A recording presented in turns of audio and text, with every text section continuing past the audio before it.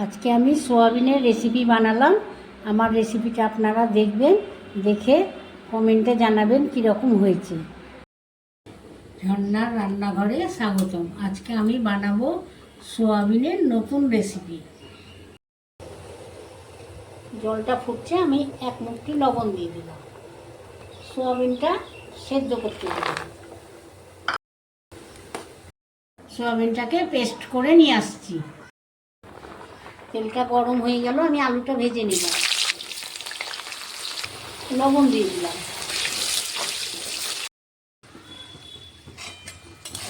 আলুটা আমি ভেজে তুলে নিলাম।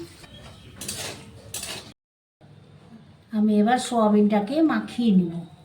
সিদ্ধ করে মেখে নিয়েছিলাম, এবার গাজরটা দিয়ে দিলাম। লবণ দিলাম, এর মধ্যে হলুদ দিলাম, কাশ্মীরি লঙ্কার গুঁড়ো দিলাম। এর মধ্যে আছে আদা আর কাঁচা লঙ্কা বাটা, এটা দিয়ে দিলাম। সামান্য চিনি দিলাম। বাদাম ভেজে গুঁড়ো করে নিয়েছিলাম, এটা এর মধ্যে দিয়ে দিলাম। 2 চামচ বেসন দিয়ে দিলাম। এটাকে আমি মেখে নিচ্ছি। সয়াবিনটা আমি মেখে নিলাম, এবার দলা দলা করে ভেজে নেব।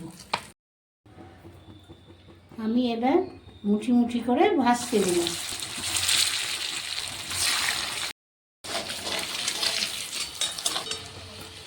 ভাজা হয়ে গেল, এবার আমি তুলে নিলাম। দেখুন খুব সুন্দর হয়েছে, ভেজে তুলে নিয়েছি বড়াগুলো। আমি গরম তেলে তেজপাতা, শুকনো লঙ্কা, একটু জিরে ফোড়ন দিয়ে দিলাম। লবঙ্গ, দারচিনি, এলাচ দিয়ে দিলাম।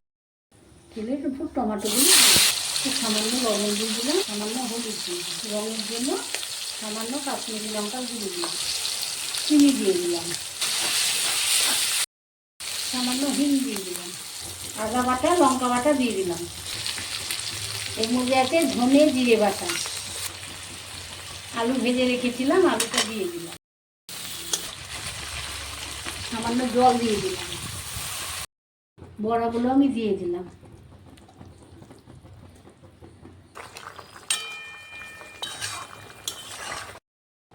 আমি এবার গরম মশলা দিয়ে দিলাম আর ঘি দিয়ে দিলাম 2 চামচ। ধনে পাতাটা দিয়ে দিলাম। এটাকে শেয়ার, কমেন্ট, সাবস্ক্রাইব করে দেবেন।